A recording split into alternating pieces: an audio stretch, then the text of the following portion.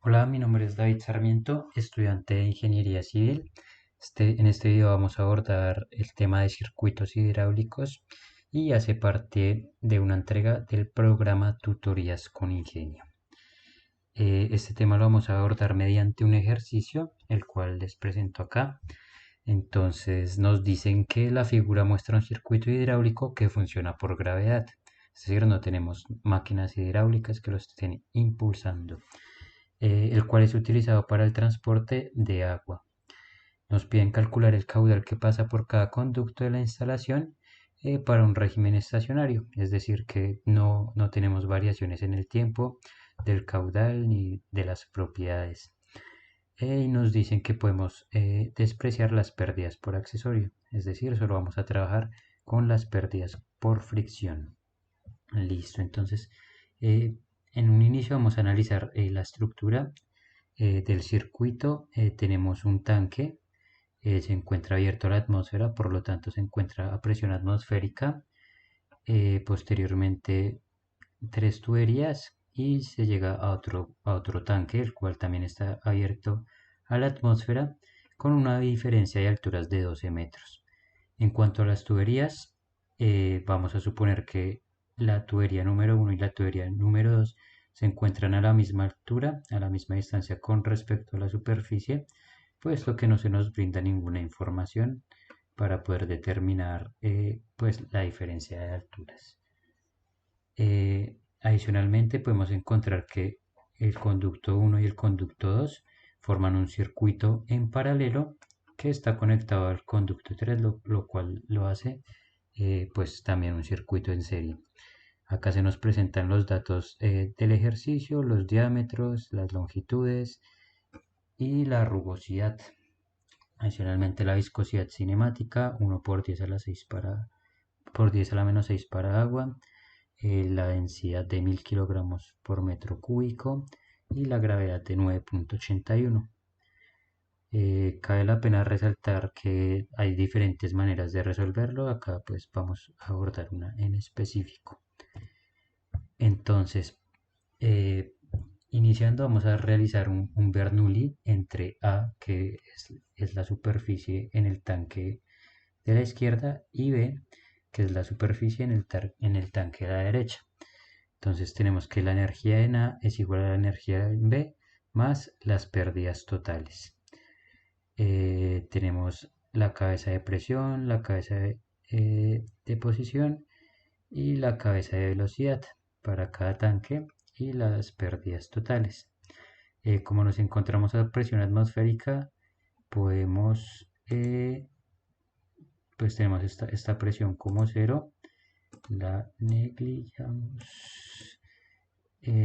Las velocidades también son muy pequeñas en los tanques, entonces también las despreciamos y por lo tanto nos queda que la diferencia de, de pérdidas, las pérdidas totales van a ser iguales a la diferencia de alturas entre el tanque A y el tanque B, pues que son los 12 metros que ya nos habían dado.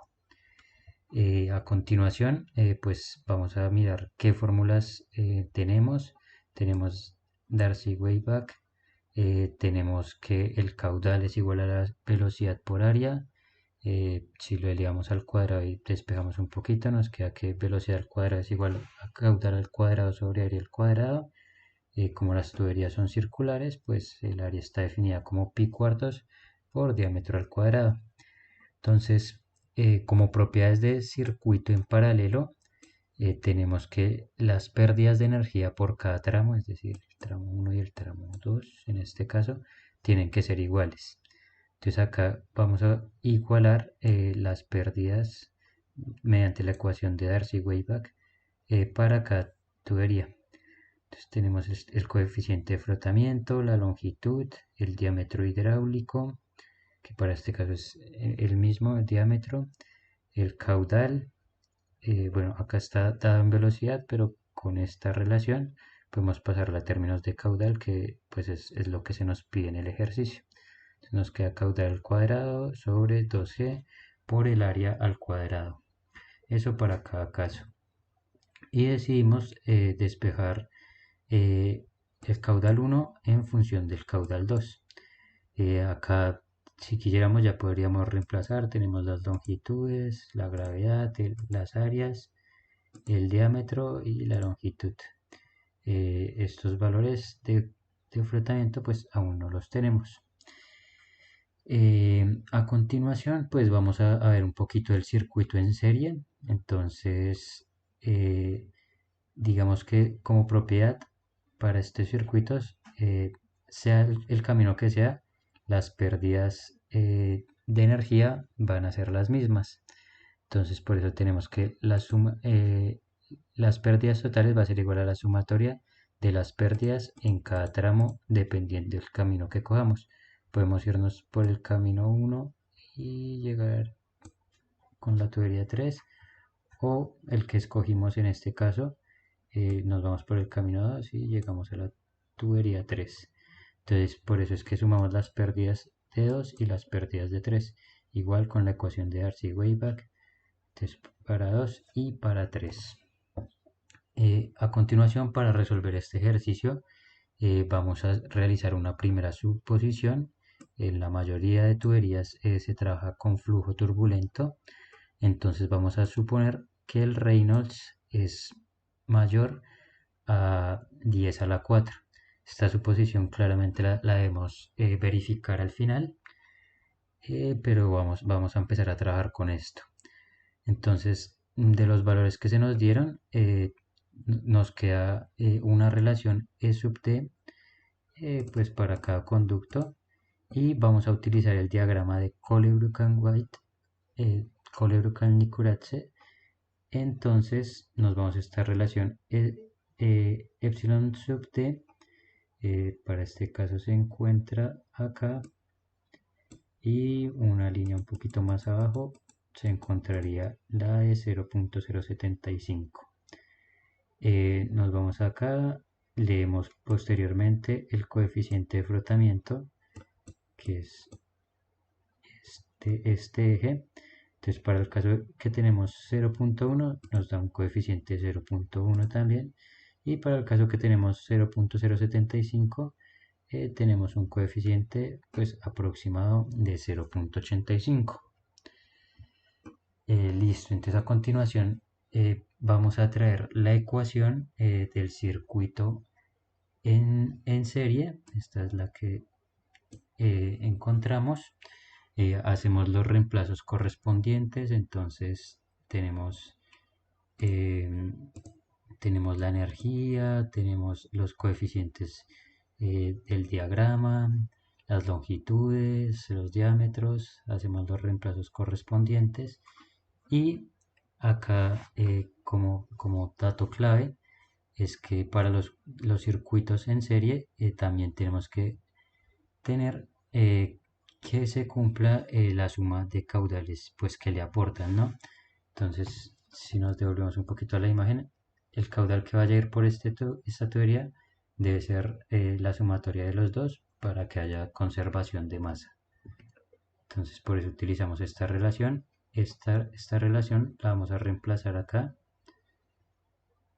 y de la ecuación que traíamos de circuitos en paralelo, esta que obtuvimos acá, eh, vamos a reemplazar los valores que tenemos para simplificar un poco el ejercicio, eh, y nos queda pues el caudal 1 en función del caudal 2, que lo vamos a reemplazar ahora en esta ecuación que teníamos acá.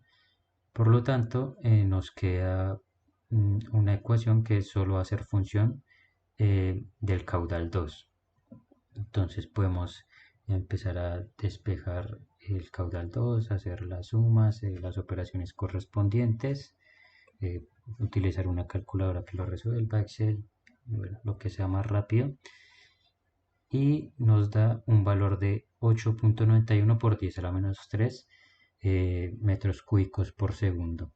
Ya con este valor de caudal 2 podemos utilizar esta ecuación, obtenemos el caudal 1, y como tenemos el caudal 1 y el caudal 2 y el caudal 3 debe ser la suma de estos dos, Entonces también nos queda fácil obtener el caudal 3, solamente realizando la suma.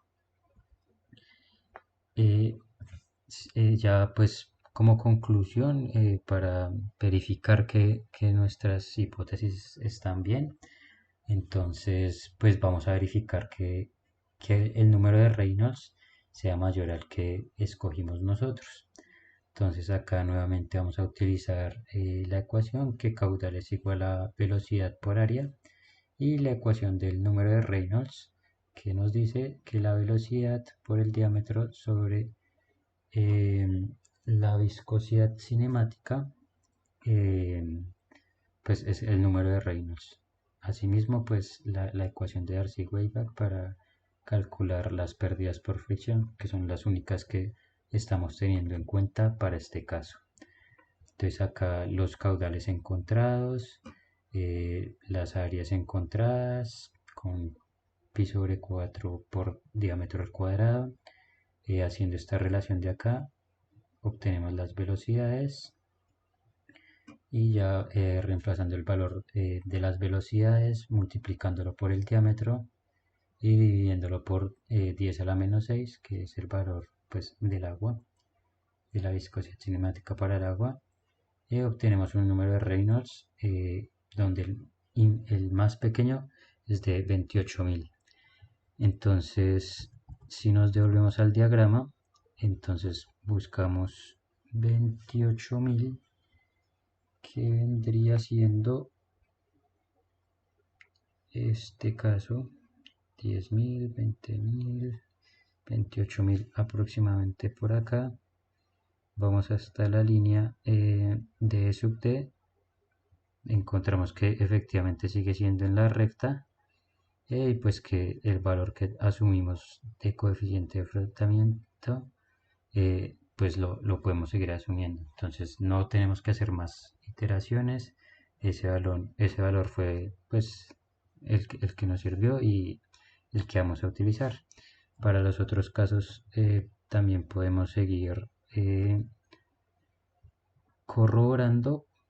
Digamos acá ya 94.000 pues está mucho más grande y pues va a seguir en la sección recta, digamos, que el diagrama. Entonces confirmamos que los valores asumidos son los que deberíamos utilizar.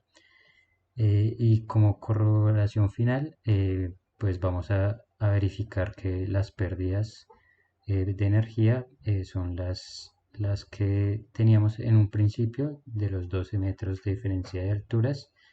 Entonces nos da que para el conducto 1 tenemos unas pérdidas de 2, para el conducto 2 también tenemos unas pérdidas de 2, lo cual verifica nuestra hipótesis eh, de pérdidas iguales para los circuitos en paralelo.